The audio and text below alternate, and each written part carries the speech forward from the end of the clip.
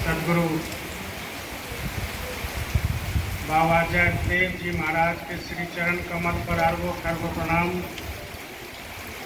उनके आध्यात्मिक उत्तराधिकारी वर्तमान समय के संत सदगुरु बाबा उमाकांत जी महाराज के श्री चरण कमल पर अर्घो खर्गो प्रणाम। उपस्थित सभी सत्संगी भाई बहन, बड़े बुजुर्ग, बच्चे बच्चियां, नए पुराने सबको सादर जय गुरुदेव।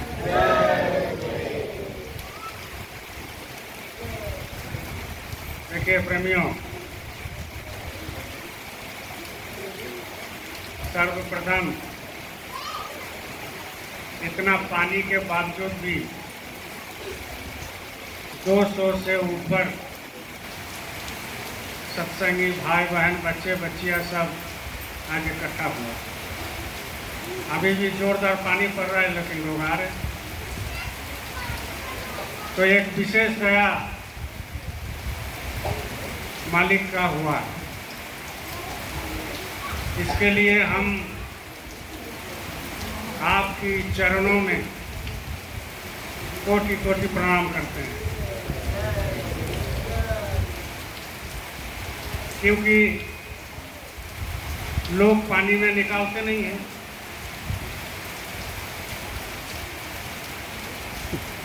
तो सत्संग की बहुत दूर की बात है।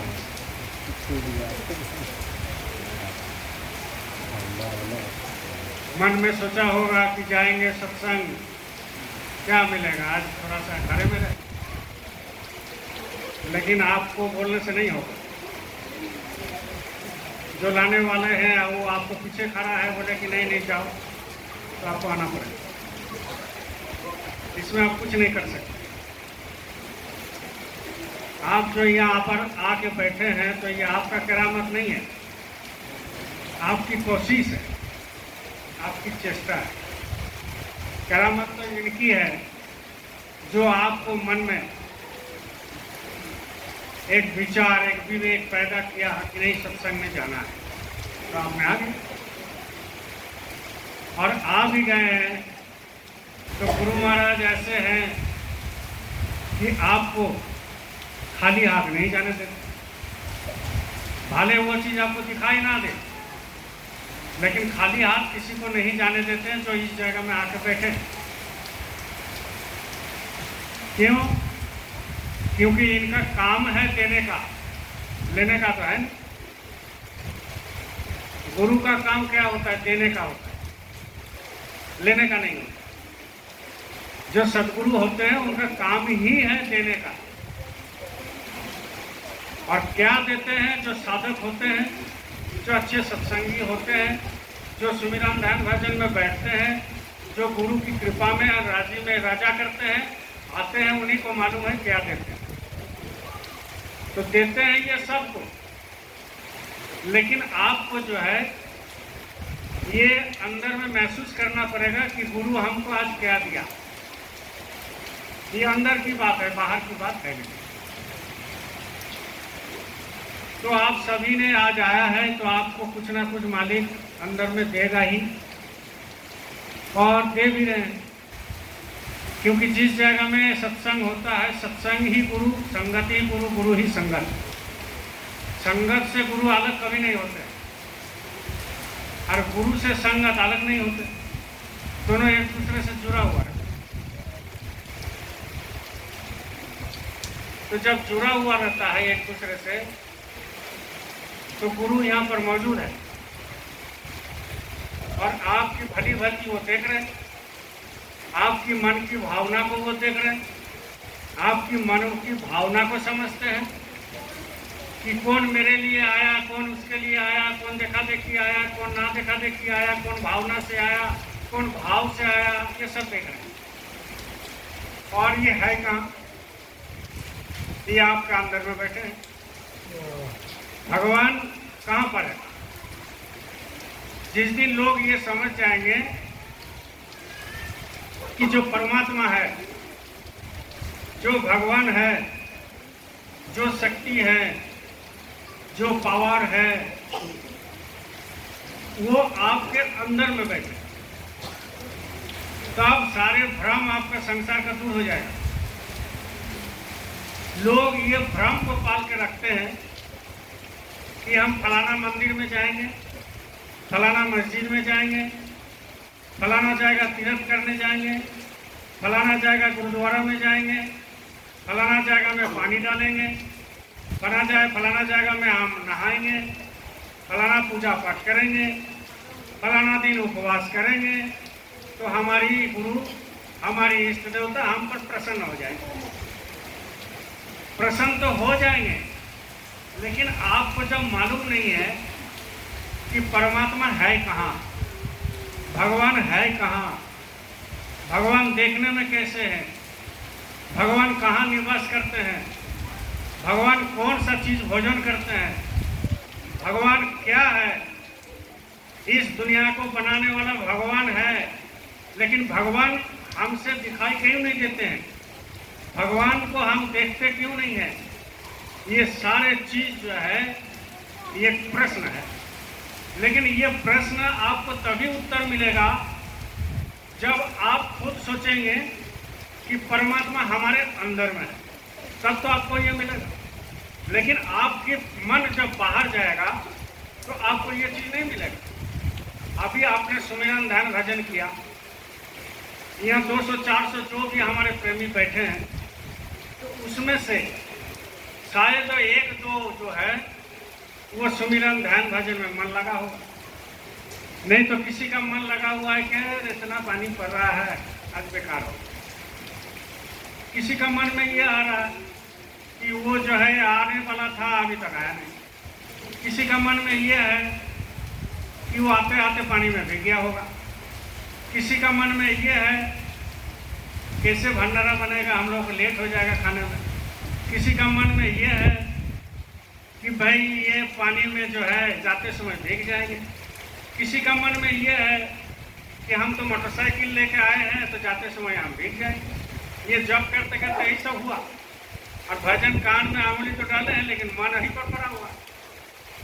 तो इसमें आपको फायदा नहीं मिलता है। आप बैठे हो उसके लिए फायदा आपको मिलेगा, क्योंकि आप यहाँ हाजिर नजीर हैं, गुरु के सामने हैं।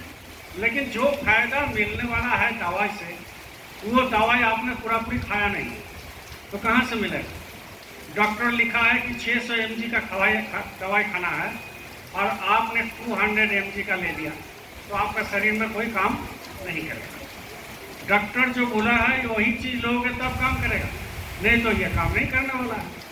तो सबसे बड़ा बात है कि भाई परमात्मा जो है वो कहाँ है। लोग इधर उधर ढूंढते हैं, मिलता नहीं है, मिलेगा कैसे? जिस जगह में अगरबत्ती दिखाते हैं वो कभी बात नहीं करता, जिस जगह में आप लड्डू रखते हैं वो कभी हनुमान जी आपसे बात नहीं करता, जिस जगह में आप प्रसादी रखते हैं वो कभी खाते नहीं है। जो मंदिर आपने बनाया, जिस जगह में मूर्ति को प्रतिष्ठा किया, प्राण प्रतिष्ठा किया, आपने तो प्राण प्रतिष्ठा हुआ नहीं। अब भगवान को प्राण प्रतिष्ठा करने के लिए मंदिर में लगा दिया, तो भाई अपना तो प्राण प्रतिष्ठा करो पहले। तो अपना प्राण प्रतिष्ठा कौन करता है? वो करता है सतगुरु, क्योंकि आपके अंदर प्राण है, आपके अंदर प्राण तो है लेकिन प्रतिष्ठा नहीं है। आपके अंदर प्राण तो है लेकिन आपको आंख जो है आपने खोला नहीं। आपके अंदर प्राण तो है लेकिन जो आध्यात्मिक कान है भगवान जो दिया है अंदर में, ये कान की बात नहीं कर रहे हैं, अंदर में जो कान दिया है वो आपने नहीं खोला। आपके अंदर नाक तो है आध्यात्मिक, जो भगवान नाक दिया है, लेकिन वो आपने नहीं खोला। तो ये कौन खुलेगा? ये मंदिर जाने से नहीं खुलता है, भोग चढ़ाने से नहीं खुलता है, अगरबत्ती देने से नहीं खुलता है, बेलपत्ता और पूजा देने से नहीं खुलता है, प्रसादी देने से नहीं खुलता है, फूल देने से नहीं खुलता है, तीर्थ व्रत करने से नहीं खुलता है। कोई इसका कोई साधन नहीं है। साधन एकमात्र कहाँ पर है? वो आपके अंदर में है। वो कौन जगाएगा? वो सदगुरु जगाएगा। जब सदगुरु मिलेगा तब तो आपको प्राण प्रतिष्ठा होगा, और सदगुरु नहीं मिला तो वो प्राण प्रतिष्ठा क्या होगा? प्राण तो अंधेरा में है। वो प्राण एक दिन चला जाएगा, और एक दिन जब चला जाएगा ये शरीर मिट्टी हो जाएगा, और जब शरीर मिट्टी हो जाएगा तो इसको जलाया जाएगा, घर जाएगा। आपको 2-4 दिन के बाद इसका नामो निशान नहीं रहेगा। 2-4 दिन के बाद रिश्तेदार भूल जाएंगे। 2-4-10 दिन के बाद आपकी पत्नी भूल जाएगी। 1-2 महीना के बाद माँ बाप भूल जाएंगे। साल भर के बाद सारे समाज भूल जाएंगे। और जब सब कुछ भूल गया तो आपके पास कुछ नहीं बचा। जो आपको सदगुरु दिया था उसमें आप नजरअंदाज किए। जो आपको सदगुरु उपदेश दिया था उसमें आप नजरअंदाज किए। जो सदगुरु आपको नामदान दिया था उसने कभी ध्यान नहीं दिया। जो सदगुरु आपको माला दिया था वो माला तक पर उठा कर रख दिया, कभी फेरा नहीं। जिसने कहा था कि 2 कान में अंगुली दो और ऊपर का आवाज को सुनो, आपने कभी सुना नहीं। जिसने आपको कहा था कि सत्संग में जाना है वहाँ हम हाजिर नाजिर रहते हैं, आपने उनकी बात को नजदीक से सुना नहीं, नजदीक से देखा नहीं, अंदर में आपने झांके नहीं और उनकी बात को नजरअंदाज करके आपने वो सारे चीज जलांजलि दे दिया। तो आपको कहाँ से मिल जाएगा? संत मत उतना सीधा मत नहीं है। जिस मत में आप खड़े हैं ये तलवार का धार है। लोग कितना कुछ आपको कहेंगे, आपको बर्दाश्त करना पड़ेगा। अभी कुछ दिन पहले बावल में हमारे गुरु महाराज ने एक सत्संग दिया, उसमें उन्होंने साफ साफ कहा संत मत उसी को कहते हैं जो सहता है। संत मत उसी को कहते हैं जो कम बोलता है। संत मत उसी को कहते हैं जो गम खाता है। संत मत उसी को कहते हैं जो सहन करता है, शक्ति रखता है। और संत मत उसी को कहते हैं जो लोगों को सुनता है। ये सारे चीज जिनके अंदर नहीं है, ये गुण जिनके अंदर नहीं है, वो संत मत में चलने लायक नहीं है। भाले वो बरगला दे, भाले वो कुछ कर ले, लेकिन संत मत में चलने के लिए ये गुण बहुत जरूरी है। इसलिए संत मत में ये तलवार का धार है। इधर भी रहोगे तो काटेगा, इधर भी जाओगे तो कटेगा। इसलिए सीधा देखना है। तो सीधा किसको देखोगे? आंख तो खुला नहीं, सीधा देखना है। हमारे जो प्रेजेंट सदगुरु है उनकी वचन को पालन करना और उनको देखना, उनकी दर्शन करना। जब उनकी दर्शन करोगे, उनकी वचन को पालन करोगे और उनकी जो है बताए रास्ते पर चलेंगे तो ये सारे काम सहज सरल होता है। इसलिए मेरे भाई बहन, ये जिंदगी है छोटा, बड़ा नहीं है जिंदगी। देखो हमारे बीच में हमारे गुरु बहन थी, आज 15 दिन पहले शरीर छोड़ दिया। हमारे कुंदा के कृष्णा भाई का बेटी, हम लोग सभी का बेटी है, बहन है, जिनका नाम है खुशबू। तो उनके लिए 1 मिनट का मौन जो है बाद में रखेंगे, बताएंगे तब। तो उनकी उम्र क्या था? 18 साल था। अब 18 साल उम्र में उनका शरीर छूट गया। और आप सोच रहे हो कि हम 60 साल जिएंगे, 70 साल जिएंगे, 80 साल जिएंगे, 100 साल जिएंगे। जब वो 18 साल का गारंटी नहीं है तो आपका 60, 70, 80 साल का गारंटी है? कभी गारंटी नहीं हो सकता। वो 18 साल में चली गई, वो भी नहीं सोची थी कि हम 18 साल में निकल जाए। उनकी माता पिता भी नहीं सोचे थे, हम लोग नहीं सोचे थे कि जो हम लोग को करीबी है। अब हम अपने लौट रहे हैं, हम सोच रहे हैं कि हम तो 80 साल जिएंगे। वो भी सोच रहे थे कि हम डॉक्टरी पढ़ेंगे, इंजीनियर बनेंगे, नौकरी करेंगे, हमारी भी शादी होगी, हमारी भी बच्चे होंगे, हमारे भी पति अच्छे देखने में होंगे, हम भी प्लेन में चलेंगे, हम भी यहाँ जाएंगे, वहाँ जाएंगे। तो ये ख्वाहिश है और ये ख्वाहिश सबके अंदर में है, आपके अंदर में भी है, मेरे अंदर में भी है। और ये ख्वाहिश पाल करके हम लोग बड़े हो रहे हैं। लेकिन आपके अंदर जो चीज़ है वो चीज़ अगर निकल गया तो ख्वाहिश के ख्वाहिश ये धरा के धरा रह जाता है। इसलिए इसका तो कोई गारंटी है, ये कभी भी जा सकता है, कभी भी जा सकता है। अभी बैठे बैठे हमारा आत्मा निकल सकता है, आपके बैठे बैठे आत्मा निकल सकता है। लोग गाड़ी में चल रहे हैं, आत्मा निकल सकता है। लोग प्लेन में चल रहे हैं, आत्मा निकल सकता है। लोग दुकान में बैठे हैं, आत्मा निकल सकता है। लोग खाना खा रहे हैं, आत्मा निकल सकता है। लोग सोते हुए हैं, आत्मा निकल सकता है। लोग घूमने जा रहे हैं, आत्मा निकल सकता है। लोग गाड़ी में जा रहे हैं, आत्मा निकल सकता है। लोग ससुराल गए, आत्मा निकल सकता है। लोग फिल्म देख रहे हैं, आत्मा निकल सकता है। लोग जो है घर में बैठे हुए हैं, आराम से आत्मा निकाल सकता है। और लोग भजन में बैठे हैं, सुमिरन ध्यान कर रहे हैं, आत्मा निकाल सकता है। इसका कोई गारंटी नहीं है। ऊपर वाला जो है इस चीज का गारंटी अपने हाथ लेकर रखा है। ये किसी को इंजीनियर को नहीं दिया, किसी डॉक्टर को नहीं दिया, ना आपको दिया, ना हमको दिया, और किसी का गारंटी इसका नहीं है। ये ऊपर वाला अपने हाथ में रखा है। वो जिस दिन चाहेंगे वो खींच लेंगे। जितना परमायु है उतना दिन आपको भोगना है, इसके बाद वो खींच लेंगे। तो आप जो मन में पाल के रखे हो, हम जो मन में पाल के रखे हैं, दुनिया वाला जो मन में पाल के रखा है, इधर उधर जो मन में पाल के रखा है, सारे जगत मन में पाल के रखा है, सारे संसार सोच रहे हैं कि हम अभी नहीं जाएंगे, लेकिन इसका कोई गारंटी नहीं है कि कब कौन जाएगा। इसलिए सदगुरु आते हैं, मनुष्य रूपी मंदिर में आते हैं और आकर के लोगों को समझाते हैं, सत्संग में लगाते हैं और सुमिरन ध्यान भजन करवाते हैं और माला हाथ में देते हैं और सत्संग में लगाते हैं, संगत में लगाते हैं, अच्छे काम करवाते हैं और करवा करके अपने कर्म को कटवाते हैं। और कटने के बाद वो क्या करते हैं, आपकी भजन बनाते हैं और भजन बनाने के बाद क्या करते हैं, नाम को सुनाते हैं। और जब नाम ऊपर से जो आता है, अंदर में 24 घंटा बज रहा है, वो एक पल बंद नहीं होता है, उसको कहते हैं नाम, उसको कहते हैं लोगास, उसको कहते हैं परमात्मा का धनी, उसको कहते हैं आपका नाम धनी। जब वो आपको सुनाई देगा तो समझ लेना कि वो परमात्मा आपके ऊपर दया कर रहा है। तो परमात्मा का यही काम है। हम आए हैं उस देश से जहाँ तुम्हारा धाम, अब तुमको घर पहुँचाना एक हमारा काम। ये हमारे गुरु महाराज ने कहा, जहाँ के आप रहने वाले हैं, जहाँ के हम रहने वाले हैं, वहीं के रहने वाले हैं बाबा जय गुरुदेव जी महाराज, और वहीं के रहने वाले महाराज जी महाराज, वहीं के रहने वाले सारे जीव। लेकिन आप और हम इसको विश्वास नहीं करते हैं। इसलिए सदगुरु कहते हैं कि बराबर वो आते हैं इस धरती पर आकर के लोगों को इकट्ठा करते हैं, लोगों को समझाते हैं और समझा करके संगत में लगाते हैं और लगा करके लोगों को नामदान देते हैं, रास्ता बतलाते हैं कि ऐसे ऐसे जाना है। लेकिन आपको मिलने के बाद और हमको मिलने के बाद भी हमको समझ में नहीं आता है कि सदगुरु क्यों आते हैं। सदगुरु आपके लिए आते हैं, मेरे लिए आते हैं, अपने लिए नहीं आते हैं, क्योंकि उनका तो आत्मा जगा हुआ है, वो तो परमात्मा का अंश बन गया। वो कितना मुद्दत से पहले बन गया, कितना जमाने से पहले बन गया, वो आते ही हैं आपके लिए और मेरे लिए।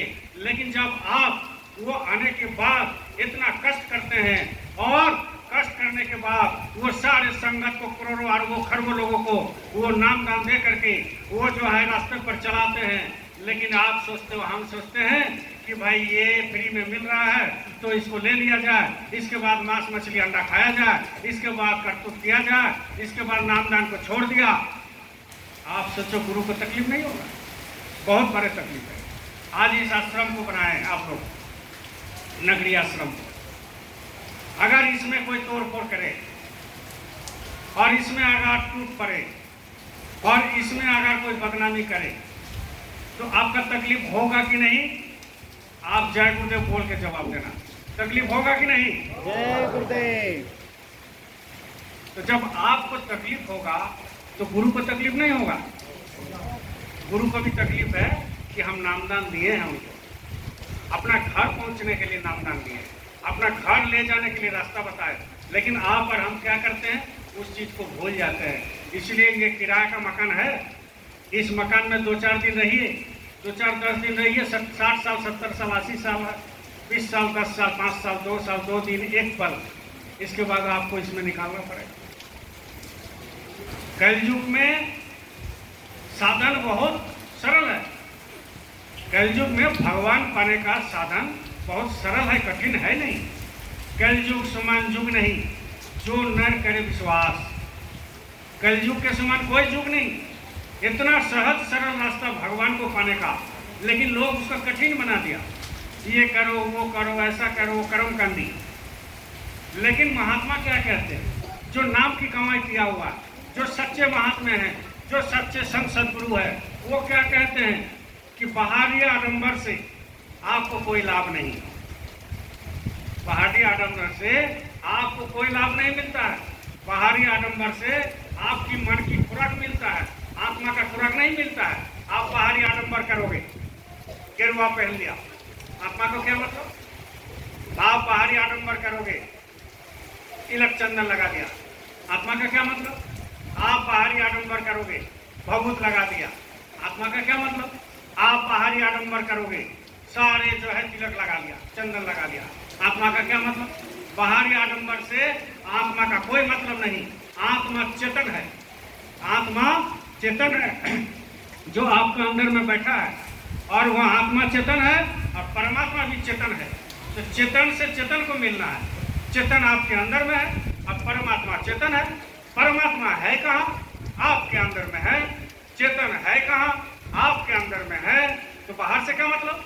चेतन से चेतन मिलने का मतलब बाहर से कोई मतलब नहीं है। चेतन से चेतन मिलाने वाला जो काम करते हैं उसको कहते हैं सद्गुरु। चेतन से चेतन को मिलाने वाला जो काम करते हैं उनको कहते हैं सद्गुरु, परमात्मा का अंश। वो इसी शरीर में आकर के आपको जगाते हैं, तब तो आप आज बैठे हैं पानी में। अगर वो आपके ऊपर दया नहीं करते तो ये पानी में घर से निकालता नहीं है, और आप यहाँ पर 200-400 लोग बैठे हुए हैं। उसका कारण क्या है? उसका कारण है कि आपके अंदर जो आत्मा है वो चाहता है खुराक। वो कौन सा खुराक चाहता है? सत्संग। आत्मा का खुराक क्या है? सत्संग, भजन।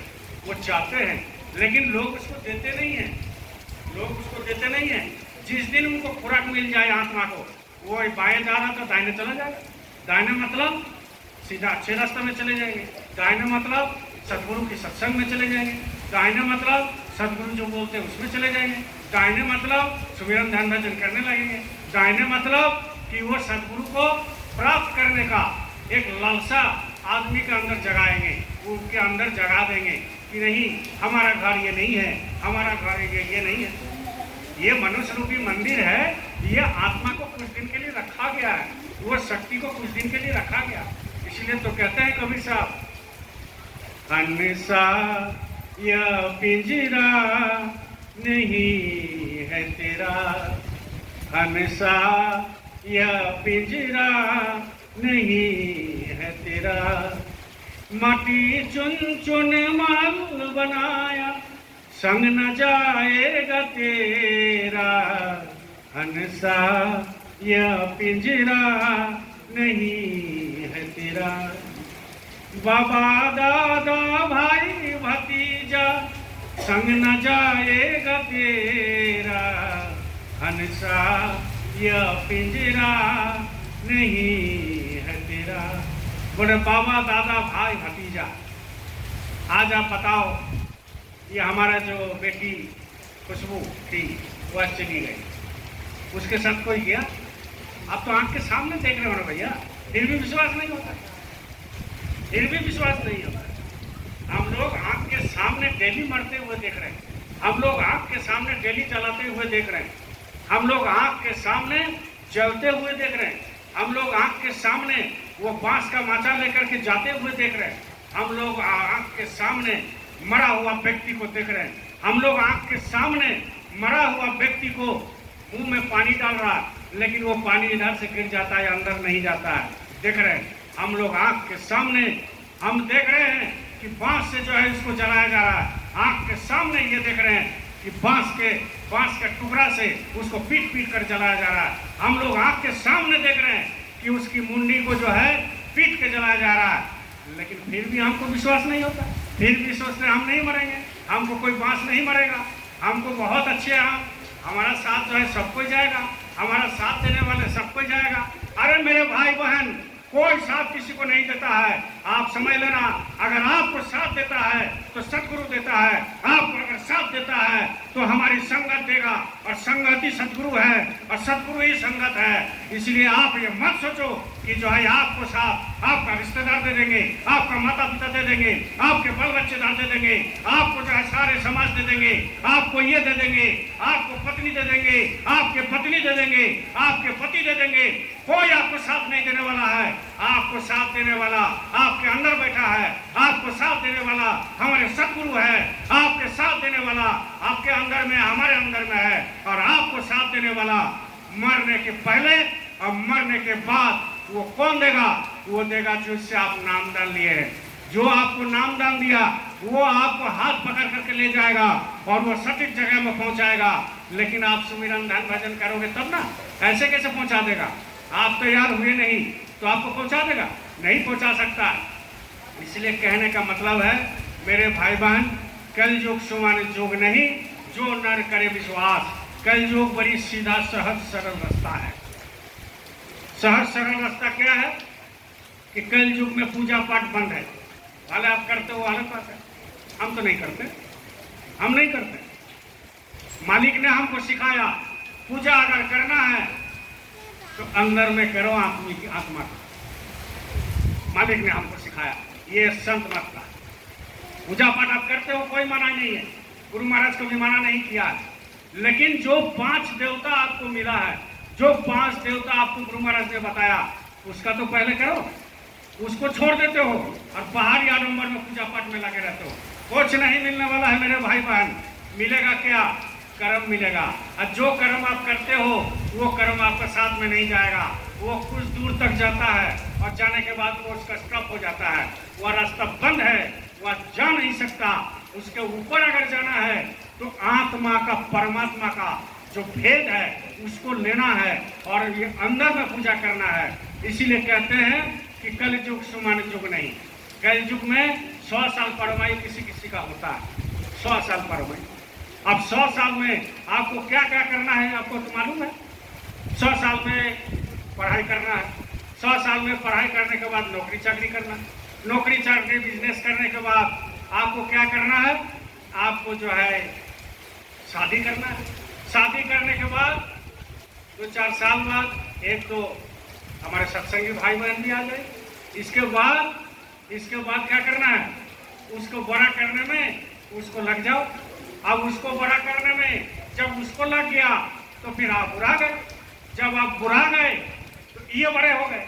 जब ये बड़े हो गए और आप बुरा गए तो आपसे कुछ होने वाला है, आप खटिया पकड़ लोगे। जब खटिया पकड़ लोगे 80 साल में, 70 साल में, 60 साल में, 60 साल में, 100 साल में, इसके बाद ये आपसे और कुछ नहीं होने जाने का है। ना सत्संग जा सकते हो, ना माला घुमा सकते हो, ना कान में अंगुली डाल सकते हो, ना एक गिलास पानी पी सकते हो, ना इधर जा सकते हो, उधर जा सकते हो।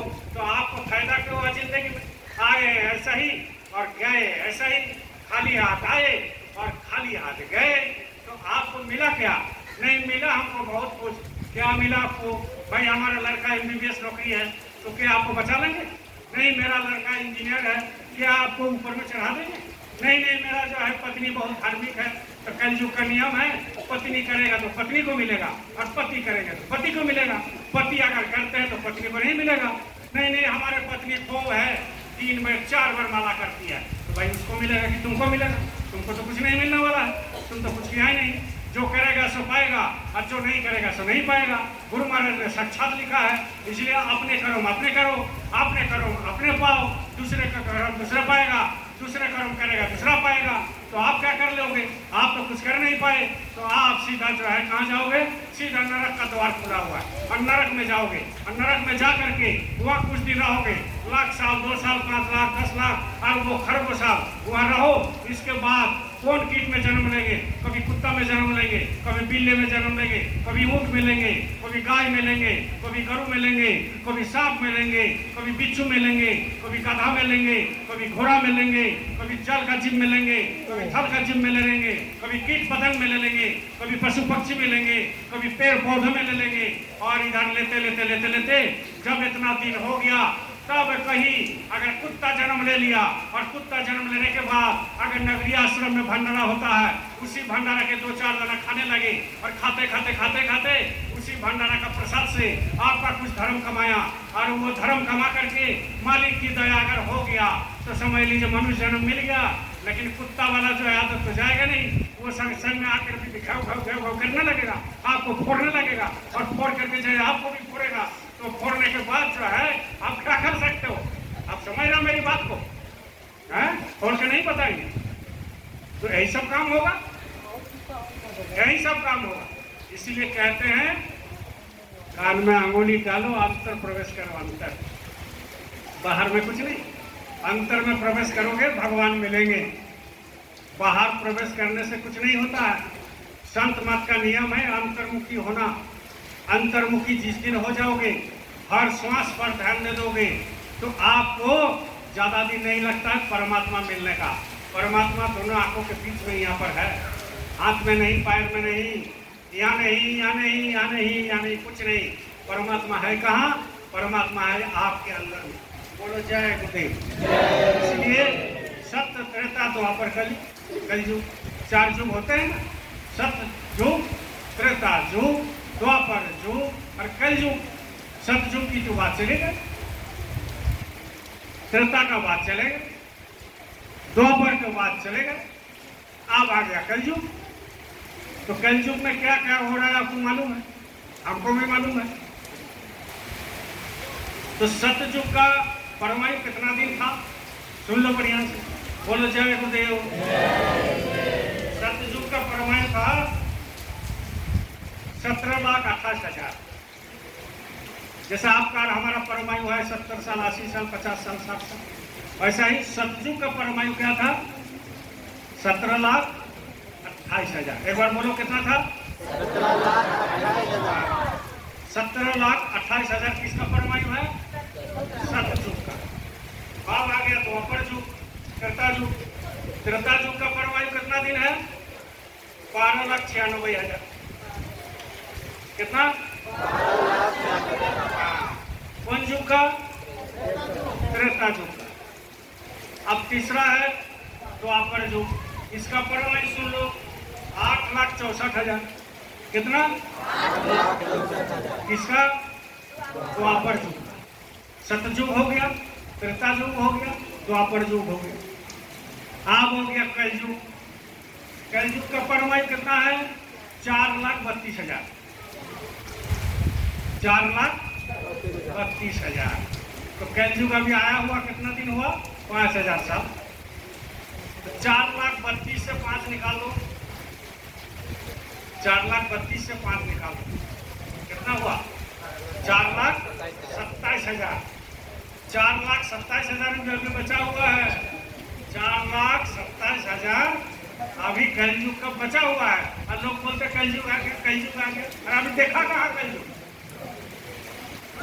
अरे सोचो, कम से कम बोलने से नहीं होता, सोचना पड़ेगा। बार बोल देने से नहीं होता। 4,32,000। दो बैठने दो बहन जी लोग को बैठने दो, ये आगे जाके कर, आगे आगे आगे, इधर आइए बहन जी, इधर आइए, आइए, कोई दिक्कत नहीं।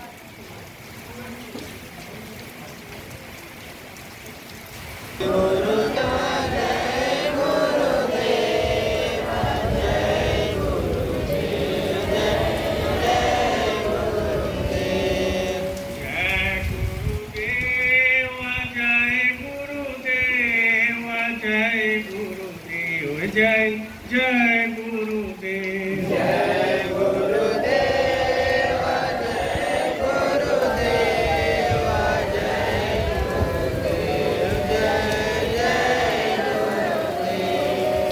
अब सोचो, सतयुग का हो गया 17,28,000, द्वापर त्रेता का हो गया 12,96,000, द्वापर का हो गया 8,64,000, कलयुग का परमायु हो गया 4,32,000। अभी कलयुग 5,000 साल गया तो बचा कितना, 4,27,000। और बोल रहे कलयुग अभी आया है, अभी आया कहाँ, कलयुग अभी बाकी है देखना। जिसका गुरु महाराज संकेत दे के गए हैं, महाराज जी भी दे के जा रहे हैं। उसके पहले नास्त्रातुमस दे के गए हैं, उसके पहले रविदास दे के गए हैं, उसके पहले कबीरदास दे के गए हैं, उसके पहले जो है पंटुदास दे के गए हैं, उसके पहले चैतन्य महाप्रभु दे के गए हैं, उसके पहले बड़े बड़े ऋषि मुनि जोगी जगत सब दे के गए हैं कि कलयुग में क्या हालत होगा। हमारे गुरु महाराज क्या करके गए हैं कि कलयुग में ऐसा गर्मी पड़ेगा, जो पेट में अगर किसी का गर्भवती महिला हो तो वो गर्मी में वो जो है पेट के बच्चा अंदर में निकल जाएगा, और पेट का बच्चा गर्मी में निकल जाएगा। कितना गर्मी होगा, हमारे गुरु महाराज बोल के गए। हमारे गुरु महाराज बोल के गए हैं कि ऐसे ऐसे भूकंप आएगा कि 4 तल्ला 5 तल्ला मकान 100 फीट 200 फीट ऊपर उछलेगा और नीचे गिरेगा। अब ऐसा हुआ है क्या, तो कहाँ आया कलयुग।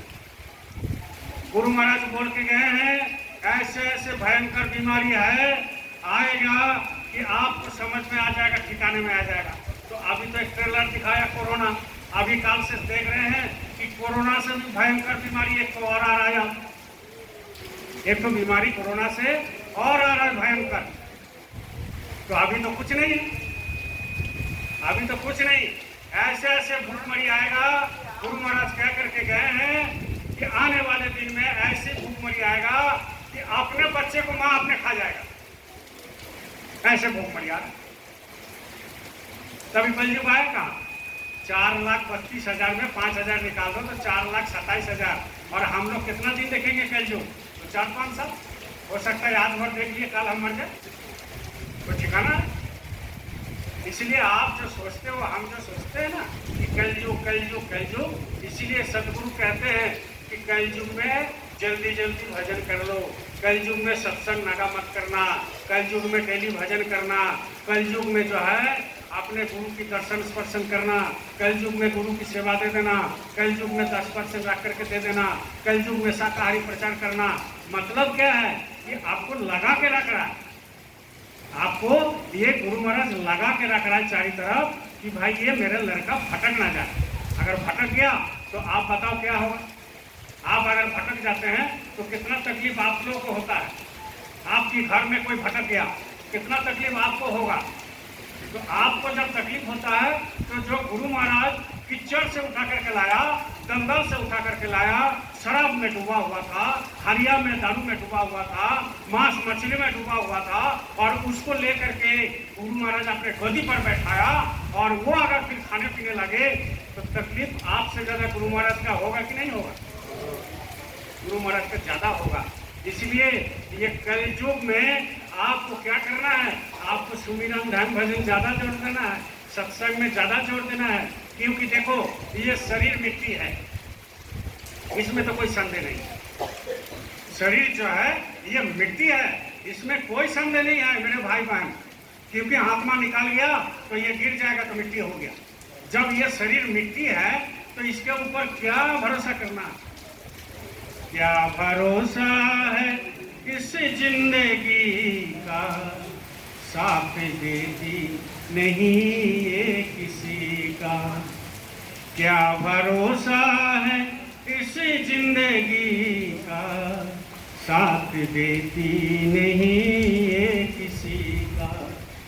श्वास रुक जाएगी चलते चलते, सम्मा बुझ जाएगी जलते चलते।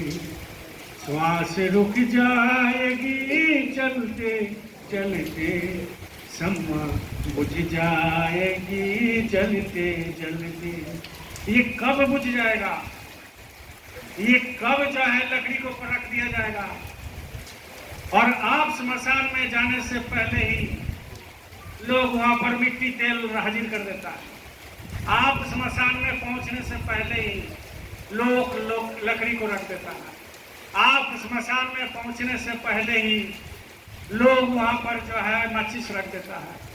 आप श्मशान में जाने से पहले ही लोग जो है भंडारा का व्यवस्था करने लगता है।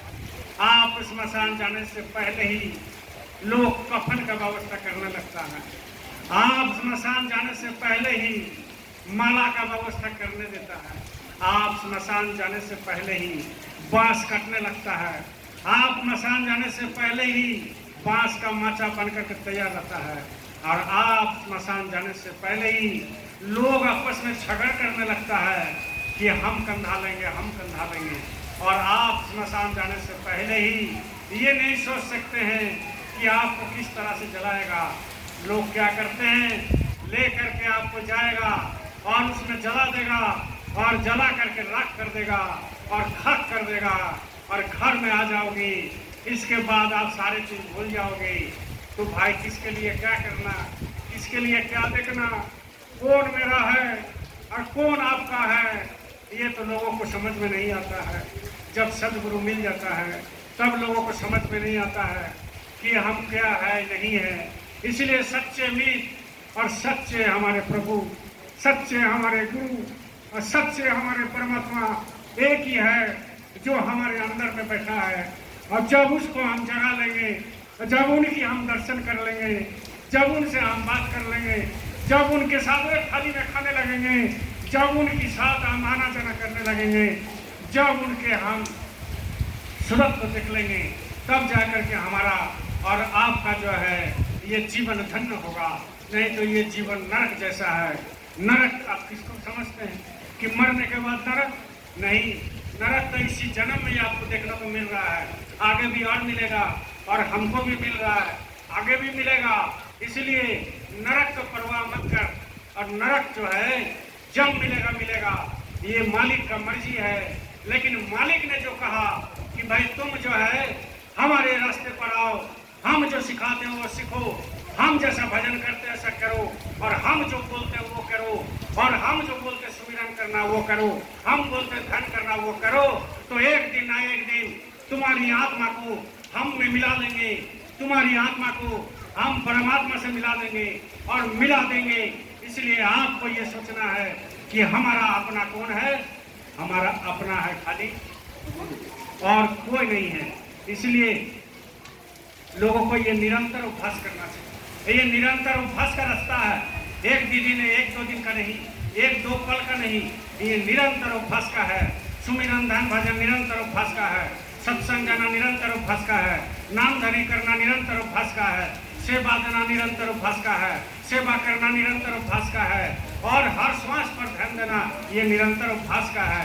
जब ये अभ्यास आप करेंगे तो आपको जो है ये समझ में आएगा कि परमात्मा हमारे से दूर नहीं है। इसलिए कहते हैं कि भाई कलयुग में आपको जो है जल्दी जल्दी इस काम को करना है। इसलिए क्या कहते हैं, धाम अपना चलो भाई पराये देश की ओर। बोलो जय गुरुदेव, जोर से बोलो, और जोर से बोलो, और जोर से बोलो। इसीलिए परमात्मा कहते हैं धाम अपना चलो भाई। बोले ये तुम्हारा धाम नहीं है भाई, बोलते हैं व्याकुलता के साथ, गुरु व्याकुलता के साथ बोल रहे हैं, हाथ जोड़ करते हैं, आपके सामने हाथ जोड़ करके कहते हैं कि धाम अपना चलो भाई, धाम अपना चलो भाई, पराये देश क्यों रहे ना, काम अपना करो जाए, पराये काम क्यों फंसना, हम अपना चलो भाई। कहते हैं कि धाम अपना चलो भाई। संसारी लोगों को क्या धाम अपना मालूम नहीं है? धाम अपना मालूम नहीं है। देखो ये बाएं तरफ होता है नर्क, बोलो जय गुरुदेव। ये जो नाक सीधा देख रहे हो, इसके अंदर में भी एक नाक है। ये नाक जो आप सीधा देख रहे हो सबके नाक है कि नहीं है? भूल गए तो छू के देख लो, है कि नहीं? बोलो जय गुरुदेव। ये जो नाक दिया है ऊपर वाला, ये नाक, ये बाएं तरफ नरक है और दाहिने तरफ स्वर्ग है। इसको कहते हैं हीरा और इसको कहते हैं पिंगला, और बीच में एक नाक है, उसको कहते हैं आध्यात्मिक नाक, वो है आत्मा का नाक। तो वो नाक का क्या नाम है? अपवर्ग सुषुम्ना। इधर है नरक, इधर है स्वर्ग, और अंदर में जो नाक गया है, अंदर में जो रास्ता गया है, उसको कहते हैं अपवर्ग। और इधर है नरक और इधर है स्वर्ग, बीच में गया अपवर्ग, इधर है सुषुम्ना, इधर है हीरा, इधर है पिंगला, और बीच में गया है सुषुम्ना। सुषुम्ना है आत्मा का नाक। जब उस नाक को आप जगा लोगे, जब गुरु की दया से वो नाक खुल जाएगा, तो समझ लेना कि वो नाक से सुगंधी निकालता है। ये दोनों नाक से तो अंदर का गंध निकालता है, गंध निकालता है, लेकिन अंदर में जो नाक है उसमें परमात्मा का सुगंधी आता है। जब वो सुगंधी आप में आने लगेगा तो आपका ये शरीर सरोवर हो जाएगा, ये आपका ये आध्यात्मिक जीवन सफल हो जाएगा। इसीलिए कहते हैं संसारी लोग धाम किसको कहते हैं मालूम है? और सतगुरु कहते हैं कि धाम अपना चलो भाई। अरे तुम्हारा धाम का है, तुमको मालूम है? नहीं मेरा धाम मालूम है। बोले कैसे मालूम है? कि मेरा पिताजी स्वर्ग चले गए, कार्ड छपवा दिया, लिख दिया है। तो हमारे गुरु महाराज कहते हैं भाई तुम्हारा पिताजी स्वर्ग चले गए, स्वर्ग जब चले गए तो कोई चिट्ठी पत्र आया, कोई मोबाइल आया, कि हम स्वर्ग में हैं। खाली ऐसा ही बोल दिया स्वर्ग चले गए, स्वर्ग चले गए, तो ऐसे नहीं होता है।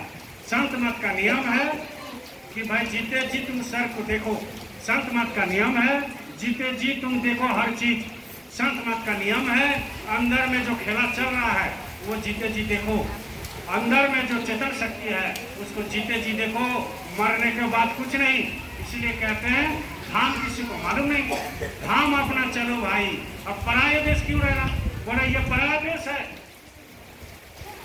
यहाँ जितना लोग बैठे हैं कौन कौन घर बनाया? हाथ उठाइए, कौन कौन घर बनाया? मालिक की दया से। एक कोठरी बना, 4 तला बनाया, मालिक की दया से आपका मेहनत। कौन कौन घर बनाया? बस इतना ही, और किसी का घर नहीं है। हाथ उठाइए ना, कहाँ दिक्कत? हाथ उठाइए। यह सबका घर है ना, मालिक की दया से। हम नहीं उठाए, कहाँ है? मेरा घर है ना, हम क्यों उठाए भाई? अब लोग सोचते हैं दादा उठाएंगे तो हम भी उठाएंगे, तो हमारा घर है नहीं तो कैसे उठाएंगे? हमारा घर कहाँ है? हमारा घर अंदर है। हमारा घर कहाँ है? जहाँ गुरु रहते हैं वहीं मेरा घर है। आपका भी वही घर है, आपका भी वहीं पर है, लेकिन आपने सोचा कि ये मेरा घर है।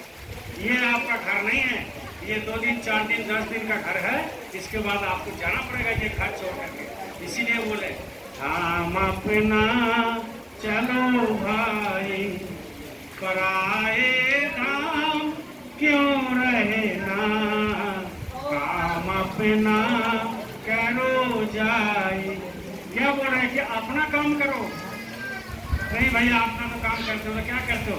कल सुबह सुबह चाय बेचते हैं, मिठाई बेचते हैं, कहीं अपना काम? नहीं भैया, अपना काम है सुबह सुबह दुकान खोलते हैं। नहीं भैया, अपना काम है सुबह सुबह जमीन चलते हैं। नहीं भैया, अपना काम है सुबह सुबह नौकरी जाते हैं। नहीं भैया, अपना काम है बच्चे को स्कूल पहुंचाते हैं। नहीं भैया, अपना काम है खेती में जाते हैं। नहीं भैया, अपना काम है सब कुछ करते हैं। तो सुबह उठ के सुमिरन ध्यान भजन किया, बोलो जय गुरुदेव। सुबह उठ के सुमिरन ध्यान भजन किया, बोलो जय गुरुदेव। अपना काम कौन है? जो सुबह उठ के सुमिरन ध्यान भजन करता है, वो है अपना काम। और बाकी जितना काम करते हो वो किसका काम है? वो पराया का काम है। वो पराया कौन है? मेरा शरीर। पराया कौन है? रिश्तेदार। पराया कौन है? माता पिता। पराया कौन है? बच्चे। पराया कौन है? ससुराल। पराया कौन है? समाज। पराया कौन है? सारे संसार। पराया कौन है? ये मृत्युलोक। पराया कौन है? स्वर्ग। पराया कौन है? राम लोक। पराया कौन है? विष्णु लोक। पराया कौन है? गंधर्व लोक। पराया कौन है? ये सारे कायनात। तो अपना कौन है धाम? अपना धाम है जहाँ आत्मा पहुँचता है। आत्मा कहाँ पहुँचता है? सतलोक पहुँचता है। सतलोक के वासी कौन है? सतगुरु। सतलोक के वासी कौन है? परमात्मा। वो वहाँ पर जब आप पहुँचोगे, वो आत्मा पहुँचा है, पहुँचेगा तो समझ लेना पराया काम छोड़ करके अपना काम किया। इसलिए कहते हैं पराये काम क्यों फंसना, हम अपना चलो भाई। इसके बाद क्या कहते हैं? देखिए, नाम गुरु का संभाले चल, यही है दम गांठ बंधना। आपको नाम मिला कि नहीं मिला? हाथ उठाइए, किसको किसको नाम मिला? हाथ उठाइए, बोलिए जय गुरुदेव। आपको नाम मिल गया। क्या कहते हैं कि नाम गुरु का संभाले चल। आप तो संभाले रखते नहीं। कहते हैं नाम गुरु का संभाले चल। गुरु जो नाम दिया उसको संभाल के चलो, लेकिन आप संभालते नहीं। अरे नाम कोई ऐसा चीज है क्या? नाम जो मिला है वो परमात्मा का मिलन का रास्ता है। तो छोटा मोटा रास्ता है? ये छोटा मोटा रास्ता नहीं है। ये ढोल मदिरा ले लिए और हरे कृष्ण हरे राम है ना? ना सुर है, ना ताल है, ना आंख में आंसू है, ना भाव है, ना भक्ति है, ना व्याकुलता है उनसे मिलने का। ये कुछ नहीं। इसीलिए जो आपके अंदर नाम 24 घंटा बज रहा है, वो नाम बंद नहीं होता है। ये जो दोनों कान है, बीच में एक कान है आत्मा का कान, वो कान में आवाज आ रहा है, लेकिन वो कान बंद है। जब सदगुरु खोल देगा तो वो हमेशा 24 घंटा आवाज आते रहता है, 24 घंटा आवाज, वो बंद नहीं होता है। और जिस दिन वो नाम बंद हो जाएगा तो ये महाप्रलय हो जाएगा। इसलिए नाम को भी बंद नहीं होता है। इसलिए क्या कहते हैं, नाम गुरु का संभाले चल, यही है दम गठ बंधना। बोले इसको गांठ बांध के रखो, लेकिन लोग छोड़ देता है। अरे इसको गांठ बांध के रखो, कुछ भी हो जाए नाम नहीं छोड़ेंगे। कुछ भी हो जाए, घर में खाना ना रहे, नाम नहीं छोड़ना है। घर में पहनने का नहीं रहे, नाम नहीं छोड़ना है। घर नहीं रहे, नाम नहीं छोड़ना है। लोग हमको गाली दे, नाम नहीं छोड़ना है। लोग हमें बदनाम करे, नाम नहीं छोड़ना है। लोग दुनिया से निकाल दे, नाम नहीं छोड़ना है। अगर नाम छोड़ते मेरा भाई तो परमात्मा नहीं मिलता। अगर पलटू दास नाम छोड़ देते तो परमात्मा नहीं मिलता। विवेकानंद अगर नाम छोड़ देते तो माँ काली भगवान नहीं मिलता। और अगर नाम कबीर साहब छोड़ देते तो आपको कौन जगाता। अगर नाम राधा स्वामी महाराज छोड़ देते तो नाम उनको भी नहीं मिलता। नाम अगर वो लल्ले साहब छोड़ देता तो नाम नहीं मिलता। नाम अगर इनायत साहब छोड़ देते तो नाम नहीं मिलता। नाम अगर महात्मा छोड़ देते तो नाम नहीं मिलता। नाम अगर हमारे गुरु महाराज छोड़ देते तो आपको कौन नाम देता। और नाम अगर हमारे महाराज जी छोड़ देते तो अभी नाम कौन देता। इसलिए दुनिया एक तरफ, मेरा गुरु का जो वचन है और जो मेरा गुरु महाराज हमको बख्शिश दिया है नाम, वो नाम हमको कभी नहीं छोड़ना है। इसीलिए कहते हैं यही है दम गांठ बांधना। इसको गांठ बांध करके रख दीजिए, चाहे कुछ भी हो जाए, नाम नहीं छोड़ेंगे। पलटू दास का झोपड़ी जला दिया, बोलिए जय गुरुदेव। पलटू दास भजन कर रहे थे, घास फूस का झोपड़ी था, अब वो झोपड़ी में आग लगा दिया। जैसा देवू सरकार के पीछे आज बहुत लोग लगा हुआ, तो हम तो छुप रहे हैं, तो छोटा है, लगेगा। जब इतना बड़ा बड़ा हस्ती और महात्मा परमात्मा, जो परमात्मा का रूह को जगा करके अपना रूह जगा दिया, तो समझ लो उसको नहीं छोड़ा दुनिया वाला, तो आपको हमको छोड़ेगा। पलटू दास भजन कर रहे थे, झोपड़ी में आग लगा दिया। तो जब झोपड़ी में आग लगा दिया तो पलटू साहब का शरीर जल गया, झोपड़ी जल गया। लेकिन पलटू दास पहुंच गए कहाँ? पुरी में पहुंच गए। पुरी में जब पुरी में उनके गुरु से दर्शन हुआ तो बोला, अरे पलटू तू कैसे आ गए यहाँ पर? तो बोला, हुजूर मेरा शरीर को जला दिया। देखो क्या मजरा है, क्या साइंस है और क्या विज्ञान है, क्या परमात्मा का शक्ति है और क्या नाम का शक्ति है और क्या भक्ति है और क्या शक्ति है, क्या चेतन शक्ति है और क्या चेतन सत्ता है और क्या परमात्मा का लीला है। तो पलटू दास चला गया पुरी, और जब पुरी में चले गए और जब गुरु ने पूछा कि अरे पलटू तू कैसे आ गया यहाँ पर? तो बोले, हुजूर मेरा शरीर को, मेरा झोपड़ी को जला दिया। तो बोले, तू कैसे आ गया? बोले, हुजूर आपका छोड़ के मेरा कौन है, हमारा शरीर को जला दिया, अब हाउस में हम घुस नहीं सकते हैं, तो आपका छोड़ के और कौन है, इसलिए आपका शरण में आ गए।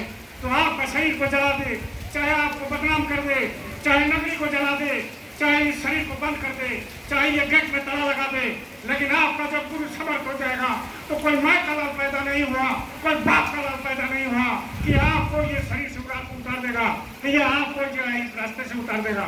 इसलिए आपको बताते हैं गुरु को कभी मत छोड़ना। अगर गुरु को छोड़ दिए तो आपको दुनिया चीने नहीं देगा। अगर गुरु को छोड़ दिए तो आप समझ लेना कि आप कोई का नहीं रहेंगे। इसलिए आपको हम आज ऐलान करके जाते हैं, गुरु को कभी मत छोड़ना। गुरु को अगर जो छोड़ दिया तो ना उसके लिए स्वर्ग बचा, ना उनके लिए नरक बचा, ना उनके लिए रामलोक बचा, ना उसके लिए विष्णु लोक बचा, ना उसके लिए परमात्मा बचा, ना उसके लिए घर बचा, कुछ नहीं बचा। इसलिए गुरु को नहीं छोड़ना। गुरु को मत छोड़िए कभी भी। आपको कोई कुछ बोले, लेकिन गुरु को नहीं छोड़ना है। आपको आना है, जाना है, और आपको जो है गुरु को वचन सुन के निकल जाना है। बस यही मेरा प्रार्थना है आप लोगों से। आप जो कुछ कर रहा है लोग करने दो। तो इसलिए कहते हैं कि नाम गुरु का संभाले चल, यही है दम गांठ बांधना। जगत के रंग सब मैला, बुला ले मान या कहना। बोले जगत के जितनी रंग आप देख रहे हो सब मैला, ये मैला है, ये रंग जो है ये मैला है, ये जगत मैला है, ये किच्चर है, ये दलदल है, कुछ नहीं है, ये दलदल है भाई। अरे मेरा क्या है? मेरा कुछ नहीं। आपका क्या है? आपका कुछ नहीं। हम पूरा परिवार छोड़ करके अकेले पड़े हुए हैं, आपको मालूम है। इसलिए कि परमात्मा मिल जाए, भगवान मिल जाए, हमारे गुरु हमारे ऊपर दया कर दे, नहीं तो मेरे को कोई कमी नहीं है। आज का दिन में मेरे का कोई कमी नहीं है, न रहने का, न खाने का, न मान का, न सम्मान का, न बदनाम का, कोई कमी नहीं है। लेकिन मेरा आखिरी ख्वाहिश यही है कि गुरु महाराज आपकी दर्शन जाते जाते हो जाए और नगरी बन जाए, लोग सब मिलजुल के रहे और लोग जो है आकर के जो है सब मिलजुल के रहे और लोग जो है अपने अपना काम करें, परमात्मा की सेवा करें, शाकाहारी प्रचार करें। बस यही मतलब है, आपको कुछ मतलब है। इसलिए कहते हैं जगत के रंग सब मैला भुला ले मान यह कहे ना। जगत के रंग सब मैला, ये दलदल है, ये किच्चर है भाई। इसमें जितना फंसोगे उतना फंसते जाओगे, जितना फंसोगे उतना फंसते जाओगे, और जब फंसोगे तो निकालने का रास्ता नहीं है। अगर लास्ट जमाना में, लास्ट उम्र में आपकी अगर उतना आ गया कि गुरु महाराज आप तो हम फंस गए, ये दलदल से हमें निकालिए, तो गुरु महाराज निकाल देंगे, ऐसी भी बात। लेकिन निकालने का तरीका है, समय लेते हैं वो। एक घाव जब हो जाता है तो घाव होने में समय लगता है, और जब घाव ठीक करोगे तो ठीक करने में उससे ज़्यादा समय लगता है। इसलिए जो घाव मान लीजिए हो गया तो समय लगेगा, धीरे धीरे वो भी ठीक हो जाए। हमारे गुरु महाराज जब प्रचार प्रसार करने लगे, बाबा जय गुरुदेव जी महाराज, तो हमारे गुरु महाराज के गुरु महाराज घुरेलाल जी शर्मा दादा गुरु, उन्होंने भविष्यवाणी कर दिया था हमारे गुरु महाराज को कि संगत में बहुत कम लोग आने लगेंगे। सोचो, जो परमात्मा खुद उतर के आए हैं, नामदान दे रहे हैं, उनकी गुरु उनको भविष्यवाणी कर रहे हैं कि संगत में बहुत कम लोग आने लगेंगे। लेकिन धीरे धीरे क्या होगा कि यही नहर सागर के और समंदर के बराबर हो जाएगा। तो आज हुआ कि नहीं हुआ? जोर से बोलो, हुआ ना। तो जब हमारे परमात्मा गुरु महाराज खूब उतार करके आए हैं पंचभौतिक शरीर में, और उन्होंने उनको जो है उनके दादा गुरु ने, माने उनके गुरु ने, हमारे दादा गुरु ने ये भविष्यवाणी किया था कि धीरे धीरे संगत में लोग कम आने लगेंगे, और हुआ भी था, धीरे धीरे कम होने लगा। लेकिन एक बार विस्फोट हो गया, क्या चीज का? हुजूम का, मतलब नामदान लेने का, चारों तरफ प्रचार हो गया। तो हमारे गुरु महाराज के पास जगह नहीं रहा। तब लास्ट में हमारे गुरु महाराज ने कहा था मंच पर बैठ करके कि देखो बच्चा, ऐसा समय आएगा अगर हमारा धोती देख लिया कोई सादा सफेद धोती तो उसका भी जीवन निहाल हो जाएगा, हमारे गुरु महाराज ने कहा। तो वही बात तो बाद में भी हुआ, वही बात बाद में भी हुआ कि हम लोग सोचते थे गुरु महाराज से मिलेंगे, लेकिन मिलना तो दूर की बात, अगर गुरु महाराज का सफेद धोती या दाढ़ी देख लिए या पगड़ी देख लिए तो समझ लिए कि आज हम धन्य हो गए। तो ये ऐसा होता है, ये संसार का नियम है, ये जगत जो है आपको जीने नहीं देगा। बोलिए जय गुरुदेव, जय गुरुदेव। इसलिए क्या कहते हैं, भोग संसार कोई दिन के, बोले भोग संसार कोई दिन के, ज्यादा दिन के नहीं।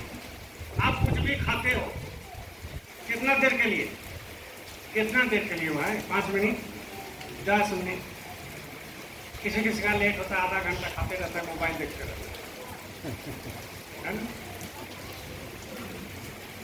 तो कहने का मतलब यह है, आधा घंटा में खाओगे भाई, आधा घंटा में खाओ, तो आधा घंटा तक सुख लेते रहो, और जैसा ही जीव के अंदर से इधर चला गया तो सुख खत्म। इसीलिए कहते हैं भोग संसार कोई दिन के, कुछ दिन के लिए भोग संसार है, ज्यादा दिन के लिए नहीं। सुख किसे कहते हैं? आनंद सुख किसे कहते हैं? जो अंतर में साधना करेगा, जो अंतर में देखेगा, और जो अंतर की वाणी सुनेगा, और जो अंतर की घट की आवाज सुनेगा, उसको कहते हैं सुख। सुख बाहर में कुछ नहीं, सुख बाहर में कुछ नहीं, बढ़िया ड्रेस कपड़ा सिला करके लाए हो, जब तक नहीं पहने तब तक आपका दिल में रहा। आज ड्रेस सिलाई करके लाए हैं, बढ़िया कोट पैंट टाई। हमारे माताएं बहनें लोग बढ़िया जो है साड़ी खरीद के लाए हैं, जब तक नहीं पहनी और जब तक आप नहीं पहने तब तक उसकी मन में है बहुत खुश। और जैसा ही पहन लिया और शीशा के सामने खड़ा हो गया तो उसके सारे सुख खत्म। तो क्षणिक सुख, क्षणिक हर चीज का, खाने में, पहनने में, जाने में, फलाना जगह जाएंगे बड़ी सुख। अरे कब जाना है? कल सुबह जाना है। अरे बोलेरो ठीक हो गया, स्कॉर्पियो ठीक हो गया, रात भर नींद नहीं आया कि कल जाना है, वहाँ पिकनिक मनाएंगे, देखेंगे। इसके बाद जैसे ही घूम के आ गया सुख खत्म। तो सुख थोड़ा दिन के लिए होता है। अगर सुख लेना है, सुख अगर लेना है, असली सुख वो है सच्चिदानंद के पास। वो सच्चिदानंद कहाँ है? सत्य चित आनंद, इसको कहते हैं सच्चिदानंद। सत्य, सत्य में है सुख, चित जो आपके अंदर बैठा है, और आनंद जो परमात्मा है, सच्चिदानंद। तो ये जब आपके अंदर में प्रकट हो जाएगा, वो दिव्य ज्योति जब प्रकट हो जाएगा तब वो आनंद मिलेगा। वो आनंद कहाँ मिलता है? दोनों आंखों के बीच में ही मिलता है, बाहर में कोई आनंद नहीं। इसीलिए कहते हैं भोग संसार कोई बिनते, सहज में तक के चलना। ये गुरु कहते हैं कि सहज में तक के चलना भाई, धीरे धीरे त्याग करो। लेकिन हम लोग क्या करते हैं? धीरे धीरे त्याग नहीं करते और क्या करते हैं? एक दुकान में नहीं हुआ दो दुकान, दो दुकान में नहीं हुआ तीन दुकान, तीन दुकान में नहीं चार, चार में नहीं हुआ तो पूरा रांची में कर हुआ।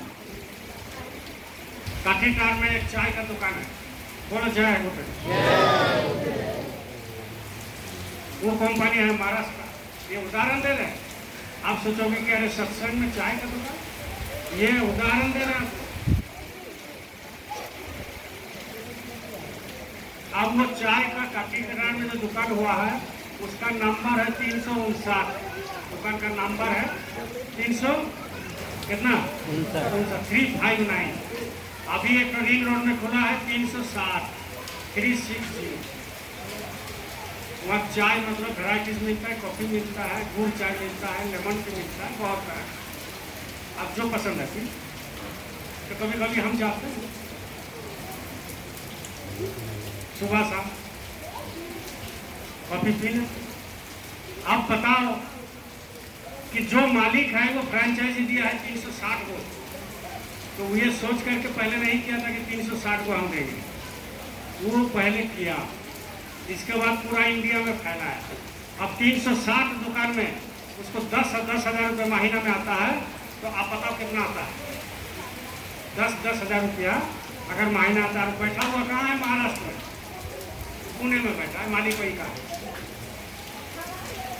कहने का मतलब यह है कि वो 360 दुकान किया है और उसका दिमाग में ये चल रहा है कि हम 1000 करेंगे तब छोड़ेंगे।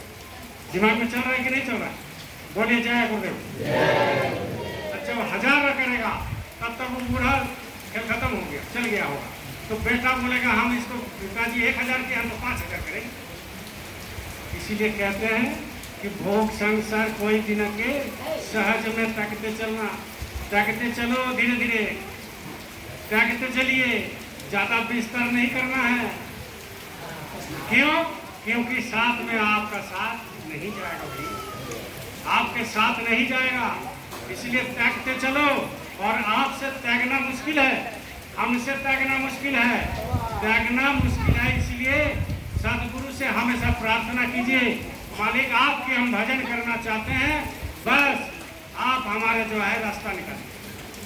आपसे नहीं होगा त्यागना, उतना सीधा नहीं है। मालिक से प्रार्थना कीजिए। सुमिरन नहीं बनता है, अंदर में मालिक से प्रार्थना कीजिए। भजन नहीं बनता है, अंदर में मालिक से प्रार्थना कीजिए। ध्यान नहीं बनता है, अंदर में मालिक का प्रार्थना कीजिए। आपको जो है त्यागते चलना है सहज में संसार का, तो मालिक से प्रार्थना कीजिए। संगत में जाना है, मालिक से प्रार्थना कीजिए। सत्संग में जाना है, मालिक से प्रार्थना कीजिए। आपको जो है सत्संग में सेवा देना है, आपके पास नहीं है, मालिक से प्रार्थना कीजिए। जब सब कुछ मालिक है और मालिक जब खुद बोलते हैं, बाबा जय गुरुदेव जी महाराज खुद बोलते हैं, बाबा मकान जी महाराज खुद बोलते हैं कि जिस दिन से नाम दान दिया उस दिन से हम तुम्हारे साथ अंग संग रहते हैं।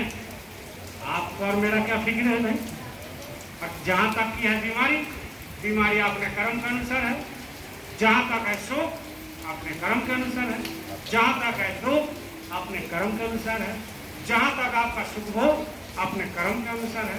सब कुछ अपने कर्म के अनुसार है।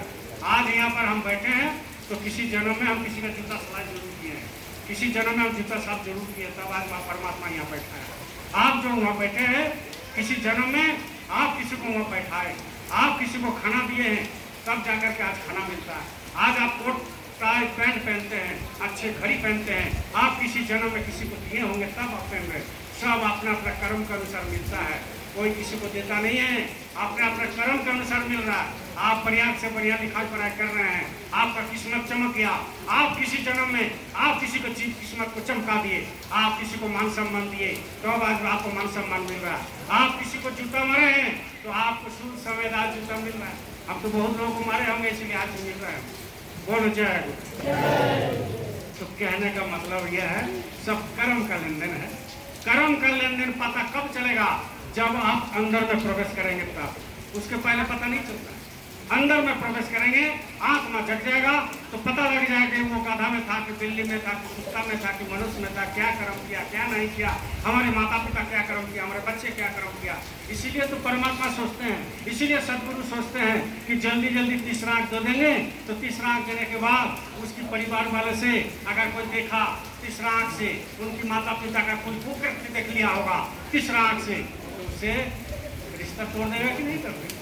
रिश्ता तोड़ देगा। इसलिए परमात्मा लेट से देते हैं। जब सहन शक्ति पूरा हो जाएगा, पूरा एकदम सहन शक्ति कर लेंगे वो साधक, और परमात्मा जो है मालिक जो है सहन शक्ति इतना भर देगा कि कोई भी कुछ करे वो कुछ नहीं टस से मस नहीं होता है। तब परमात्मा धीरे धीरे उनका धन दे देता है। और धन एक बार देगा तो पागल हो जाओगे। इसलिए थोड़ा थोड़ा करके अंदर में आवाज देते हैं, अंदर में शब्द देते हैं, अंदर में नाम देते हैं, और धीरे धीरे जब सुनाएगा तो सुनते सुनते आत्मा परमात्मा ऐसे हो जाएगा और गठबंधन हो जाएगा। इसी को कहते हैं शादी। शादी ये शरीर के से शरीर का शादी, इसका कोई मतलब थोड़ी है। शरीर से शरीर का शादी होता है, लड़का से लड़की का शादी होता है, वो शरीर से शरीर का शादी। लेकिन आत्मा से परमात्मा का शादी कब होता है?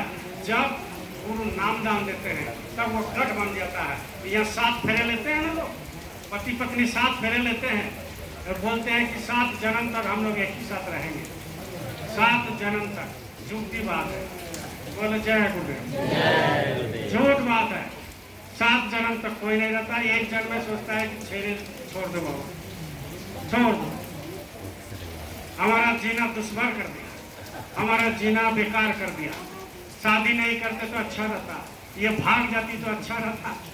पता चाहे गुजर ये जितना बैठे हैं ना सब इसी में गुजर चुके हैं। ऐसी बात थोड़ी है, सब कोई गुजर चुका है। इसलिए परमात्मा कहते हैं क्या है, ये 7 फेरे जो है ना, ये संत मत में ये ऐसा कोई बात नहीं। चलो कर्मकांडी है 7 फेरे लगाता है, लेकिन गुरु क्या कहते हैं? गुरु कहते हैं कि 7 फेरे हम नहीं लगाते हैं, 7 जन्म की बात नहीं कर रहे हैं, 7 युग की बात नहीं कर रहे हैं, और 7 जो है अरबों खरबों के जन्म की बात नहीं कर रहे हैं। हम बात कर रहे हैं कि तुम हमारे हैं और हम तुम्हारे हैं, तुम हमसे मिल जाओ और हम तुमसे मिल जाए और दोनों एक हो जाए। गुरु गोविंद दोनों खरे के लागू पाओ, और बलिहारी गुरु उनकी जो गोविंद ये बताए। जब साधक परमात्मा का दर्शन करते हैं और गोविंद का भी दर्शन करते हैं तो गोविंद कहते हैं कि तुम हमारे चलते दर्शन तुम्हारा हमारा नहीं हुआ। ये देखो बगल में खड़े हैं, इनको पांव पकड़ो, इनके चलते मेरा दर्शन हुआ, और तुम इन्हीं को पांव पकड़ करके रहो तो हम भी मिलेंगे और ये भी मिलेंगे और तुम में तुम भी मिलोगे। मतलब आत्मा परमात्मा से मिलन हो जाएगा। तो कहने का मतलब है प्रेमी भाई बहन कि त्याग से चलना। जब तक तुम त्याग नहीं करोगे तब तक तुम्हारा कुछ नहीं मिलेगा। गीता का मतलब है त्यागी। गीता को उलट दो तो देखो लगेगा त्यागी। जो त्याग नहीं स्वीकार किया वो गीता को कर्म का समझेगा। जो संत मत में नहीं आया वो रामायण को क्या समझेगा। जो संत मत की प्रदर्शन पर नहीं चला, पथ पर नहीं चला, वो भागवत को क्या समझेगा। जो संत मत को गुरु को नहीं माना, जो सदगुरु किया नहीं, उसको कहते हैं निगुरा। जब गुरु करेगा तब जाकर के परमात्मा का दर्शन होगा, तब जाकर के उसको पूजा पाठ का फल मिलेगा। लेकिन जो गुरु नहीं किया, निगुरा है, तो आप क्या समझते हो उनको भगवान मिल जाएगा? उनका कोई पूजा पाठ नहीं सफल होगा। इसलिए निगुरा बन के मत रहना, आपको गुरु कर लो और गुरु करके ऐसा गुरु करो, मुझे ऐसा गुरु मिला, ये गुरु सगर में मिला देगा। मुझे ऐसा प्रभु मिला, ये प्रभु सगर में मिला देगा। मुझे ऐसा गुरु मिला, ये गुरु सगर में मिला देगा। मुझे ऐसा प्रभु मिला, ये प्रभु सगर में मिला देगा। अब नहीं समझते क्या गुरु आपको मिला? अंदर में प्रवेश करोगे तब ना जानोगे।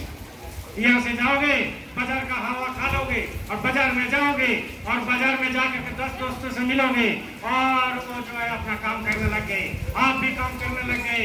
तो कहाँ से आपको गुरु का प्रतिभा, कहाँ से आपका अपना आत्मा का प्रतिभा, कहाँ से आपका चेतन सत्ता और कहाँ से आपका गुरु भक्ति मिल जाएगा? गुरु क्या है? तो गुरु का नाम ध्यान भजन बैठो डेली, ध्वनि डेली करो। सुबह में आधा घंटा और शाम को आधा घंटा, और खाते उठते बैठते सोते, बस में जा रहे हो, ट्रेन में जा रहे हो, दुकान में बैठे हो, खाना बना रहे हो, मोटरसाइकिल में चल रहे हो, गाड़ी में ड्राइविंग कर रहे हो। आपको मालूम है 95% मन आपका जो है फालतू सोचता है। बोलो जय गुरु। कितना परसेंट? 95% मन आपको डेली फालतू सोचता है, जिसका कोई मतलब नहीं है। उसका आपको पता कैसे चलेगा? जब आप भजन में बैठो और मन के तरफ ध्यान रखो, देखो मन कहाँ जा रहा है। कभी आपसे कभी झगड़ा हुआ होगा, अब मन बोल दिया कि देखो तुमसे ये झगड़ा किया, आप उसके पीछे तुम लग गया। आप रहता लखनऊ में, अब तुम है नगरी में, भजन में कान में अंगुली डाला, अब तुम्हारा मन कहाँ चला गया? लखनऊ चला गया। वो मार काट कर रहा है, झगड़ा कर रहा है, उससे खूब झगड़ा कर रहा है। आपका बदन कहाँ बैठा है? आपका शरीर कहाँ बैठा है? नगरी में बैठा है। तो आपका फायदा क्या हुआ? आपका मन कर रहा है वह झगड़ा और आपका शरीर बैठा है नगरी में, तो परमात्मा मिला। इसीलिए कहते हैं तेरा मन दर्पण कहलाए रे, तेरा मन दर्पण कहलाए रे। भले बुरे सब कर्मों को, भले बुरे सब कर्मों को देखे और दिखाए, तेरा मन दर्पण कहलाए रे, तेरा मन दर्पण कहलाए रे।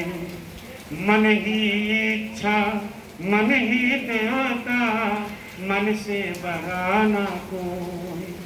इस मन को तू रोक ले बंदे, इस मन को तू रोक ले बंदे, भवसागर पार हो। इस मन को तू रोक ले बंदे, भवसागर पार हो रे। तेरा मन दर्पण कहलाए रे, तेरा मन दर्पण कहलाए रे। मन दर्पण कहते हैं। हमने क्या करतूत किया मेरा मन बताया, मेरा दर्पण बताया। कौन दर्पण? मन रूपी दर्पण बताया। आपने क्या किया जिंदगी में, वो आपका मन की दर्पण बताएगा। इसलिए कोई किसी को दोष मत दो कि फलाना आदमी ऐसा है, फलाना आदमी उधार लिया, फलाना आदमी उधार लेके दिया नहीं, फलाना आदमी ऐसा किया, फलाना आदमी ऐसा किया। इसीलिए संत कहते हैं कि अपने तरफ देखो, अपने तरफ देख करके झांको कि तुम क्या क्या करतूत किया, तब दूसरे को बताना। अपने जब सीधा हो जाओगे तो तुम्हारा बोली बंद हो जाएगा, तुम किसी का शिकायत नहीं करोगे। इसीलिए कहते हैं कि आपके अंदर जो मन है, उसी मन के तरफ ध्यान दीजिए कि वो कहाँ जाके बैठ रहा, किससे झगड़ा कर रहा, किससे लिया, किससे दिया, कितना खराब से खराब काम किया, और जब आपको ये इल्म हो जाए, आपको जब ये पता हो जाए कि हमने ये खराब कर्म किए जिंदगी में जो माफी लायक नहीं है, भगवान भी इसको माफ नहीं करेगा, लेकिन कौन माफ करेगा? वो करेगा, गुरु महाराज माफ करेंगे। तो गुरु महाराज ऐसे माफ करने वाला नहीं है।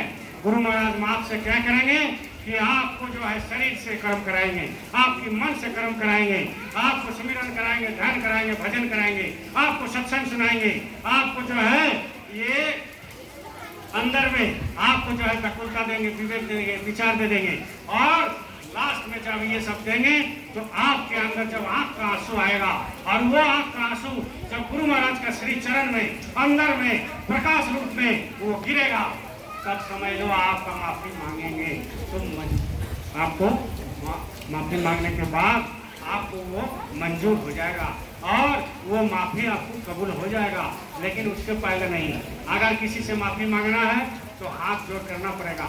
अगर आपको किसी से माफी मांगना है सांसारिक दृष्टि से तो रोना पड़ता है कि ये हमारे दयाल है, ये दयाल के पास, ये प्रभु के पास जब अंदर में आप माफी मांगोगे और आंख से आंसू गिरेगा तब आपको वो माफी होगा। इसलिए ये सब कुछ कर सकते हैं, हमारी दयाल सब कुछ कर सकते हैं, हमारे गुरु सब कुछ कर सकते हैं। इसलिए कहते हैं कि सहज में त्यागते चलना। इसलिए गुरु भक्ति बहुत जरूरी है, गुरु भक्ति जरूरी है। ऐसे ऐसे गुरु भक्ति का मिसाल है जो आपको बताएंगे तो आंख से आंसू आ जाएगा। पहले भी बता चुके हैं, अरुणी नाम के एक थे भक्त। बोलिए जय गुरुदेव, जोर से बोलिए जय गुरुदेव, जोर से बोलिए जय गुरुदेव। अरुणी थे, अरुणी एक बहुत बड़े भक्त थे। वो जो है एक गुरु के पास रहते थे आश्रम में, और वो छोटा मोटा सेवा करते थे और डेली सेवा करते थे। तो वो अरुणी को जो है गुरु ने एक सेवा दिया था, खेती बाड़ी का सेवा दे दी कि तुम सुबह जाओ खेती करो, रात को आओ चले आओ। जब खेती बाड़ी का सेवा उनको दे दिया, डेली आते थे जाते थे, बोलो जय गुरुदेव। ऐसा ही एक बार पानी खूब मुसलधार आया और 24 घंटा पानी होने लगा, 48 घंटा पानी होने लगा। तो गुरु पूछे अरुणी को कि बेटा अरुणी इधर आओ। बोले हाँ हुजूर बताइए। बोले इतना पानी हो रहा है तो जहाँ धान रोपा था वहाँ तो पानी रुकेगा नहीं, तो तुम वो आरी को बांध करके आओ। आरी मतलब समझते हैं? आओ। बोले आरी को बांध करके आओ। बोले हुजूर, वो अपना फावड़ा लेकर कोदाली के चले गए, और जब जब वो मिट्टी लेकर के वो आरी में दे रहा है तब तब इतना पानी का बहाव है, वो पानी जो है निकल जा रहा है, वो आरी तोड़ दे रहा है। देखो कैसे मिसाल है गुरु भक्ति का, तोड़ दे रहा है। लास्ट में शाम हो गया तो देखा कि दिन भर का मेहनत बेकार है, तो रोने लगे। दिन भर का मेहनत बेकार है, रोने लग गया। तो जब रोने लग गया तो मन में आया कि आप किस मुंह से गुरु के पास जाएंगे, गुरु के पास किस मुंह से जाएंगे। गुरु हमसे पूछेंगे कि आरी बन गया, तो क्या हम जवाब देंगे कि नहीं बना, पानी बहाव में चला गया। गुरु की परीक्षा थी। तो उन्होंने रात को क्या किया, उसी आरी में सुध गया कि कम से कम कुछ तो पानी कम से कम रुकेगा, और उसी आरी में सुध गया लंबा करके। पानी तो उसके ऊपर से बाहर आ, लेकिन थोड़ा बहुत रुका। रात 11 बज गया तो गुरु ने पूछा कि अरुणी कहाँ है अभी तक। तो बोले हुजूर अभी तक आश्रम में नहीं आया। बोले क्या हो गया? बोले पता नहीं। बोले चलो खोज के आते हैं। तो उन्होंने लांठन ले लिया। पहले जमाने में हरिकेन कहते हैं, लांठन था, तो वो लांठन ले लिया, छत्ता ले लिया, 2-4 शिष्य को ले लिया कि चलो देखते हैं। अब चला गया और खेत में जाके अरुणी अरुणी अरुणी खूब चिल्ला रहे गुरु, और सब कोई चिल्ला लो चिल्ला रहे, अरुणी कहाँ हो, गुरु महाराज खोज रहे हैं। तो एक जगह से थोड़ी सी आवाज आया कि हुजूर हम यहाँ पर है। धीरे धीरे आगे बढ़ते गया तो देखे वो आवाज भी स्पष्ट होने लगा। तो बोले गुरुजी हम यहीं पर सोते हुए हैं। बोले क्यों? बोले आप आकर के देखेंगे तब ना। तो गुरु जब गया नजदीक में देखा कि आरी में लंबा करके सुता हुआ आरुनी सुते हुए हैं। तो बोले ये सुतने का जरूरत मतलब? बोले आपने आदेश दिया था आरी बांधने का, लेकिन इतना पानी का बहाव है कि वो मिट्टी ढा के ले जा रहा है, इसलिए मिट्टी ठहर नहीं रहा। तो हमने ये कर लिया निश्चय कि आपके सामने क्या मुंह लेकर के जाएंगे, क्या मुंह लेकर के जाएंगे। तो हमने इसके ऊपर सुत गया। तो गुरुजी अपना उठाया कंधा में हाथ रख, बोले उठो बेटा उठो, हम समझ गए तुम्हारा बात। उठाया और उठाया तो गुरु महाराज के पास रोने लगा कि मालिक हम तो आरी बांध नहीं पाए, लेकिन जितना दूर संभव हुआ पानी का रोकने का कोशिश किया। बोले बेटा तुम्हारा ये सेवा से हम प्रसन्न हैं, तुम्हारा ये सेवा से हम प्रसन्न हैं, खुश हैं। तुम चलो आश्रम चलो। तुमको पकड़ करके आश्रम ले गया। फिर भी रोते रहा। तो बोले बच्चा रो मत, ऐसी कोई बात नहीं है कि नहीं? तुमने सेवा किया, फल हमारे ऊपर छोड़ दो। ये गुरु का नियम है, तुम सेवा करो। आप सेवा करते हो क्या? आज भंडारा है 100 रुपया दे दोगे तो 100 रुपया दे करके सोचते हो मेरा कई 1000 रुपया इनकम हो जाए। ये कोई सेवा नहीं है। 100 रुपया दे करके सोचते हो कि हमारा इनकम हो जाए। 50 रुपया दे करके सोचते हो कि मेरा कैंसर ठीक हो जाए। 100 रुपया दे करके सोचते हो कि हमें टीबी बीमारी है वो ठीक हो जाए। मतलब इतना भी परवाह नहीं है गुरु के प्रति कि अपना 100, 200, 500, 1000 रुपया देते हो गुरु की सेवा में और गुरु की स्वास्थ्य सेवा में, और तुम सोचते हो मेरा कैंसर ठीक हो जाए, तुम सोचते हो मेरा सब कुछ ठीक हो जाए, और गुरु बीमार पड़ जाए। इसको कोई सेवा नहीं कहते। सेवा उसी को कहते हैं जो भी दो तुम 10 रुपया, 20 रुपया, 100, 200, 1000, लाख, उसके ऊपर आशा मत रखो। क्यों? क्योंकि भाई आपका देने का क्षमता है नहीं। गुरु के पास जो पूरा संसार को रोटी दे रहे हैं, जो पूरा संसार को कपड़ा पहना रहे हैं, जो पूरा कायनात को सृष्टि का है, जो पूरा जो है संगत को देख रहे हैं, और जो सांप को रोटी दे रहे हैं, और सांप को जो स्थान दिया, जगह दिया रहने का, ये धरती पर जगह दिया, ये फ्री में हवा दे रहा, ये फ्री में पानी दे रहा, ये फ्री में धूप दे रहा है। और आप सोच रहे हो गुरु को हम 10-20 हजार रुपये दे देंगे, बहुत कुछ कर दिए। आपने कुछ नहीं किया, आपने कुछ नहीं किया। इसलिए जो भी देते हो निस्वार्थ से कि हम क्या दें आपको, हम क्या दे सकते हैं, हम जो भी आपको दे रहे हैं मेरे उसके बदले में कुछ नहीं चाहिए। बस आपका खाली कृपा हो कि हम जिंदगी भर आपका जो है चरण में लगे रहे। बस इतना ही डेली मांगते रहना। बोलो जय गुरुदेव, जय गुरुदेव, जय गुरुदेव, जय गुरुदेव, जय गुरुदेव।